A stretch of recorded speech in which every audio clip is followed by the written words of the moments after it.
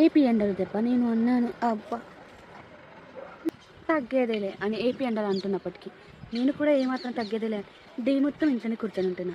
సాయంత్రం 5:30 దాటిన తర్వాత వెదర్ ఉంటుంది గురువు గారు వర్త్ వర్మ వర్త్ అన్నట్టు ఉంటుంది. ఎనీవేస్ వెకేషన్ అనుకుంటూ నేను కూడా వెకేషన్కి పండగ చేసుకుందామని వచ్చి ఎండ నాతో పండగ చేసుకుంటాను. చాలా అడ్వెంచరస్గా ఉంటుంది. 1 గంట ఎండ, 1 గంట గాలి, ఇంకొక గంట వర్షం.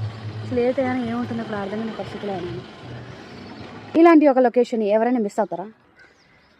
అందుకే నేను కూడా మిస్ అవ్వాలని అనుకోలేదు. పొలం అని వచ్చేస్తావా అని అడగంగానే ఓకే అని ఎగ్రీ చేసుకుంటూ వచ్చేస్తాను.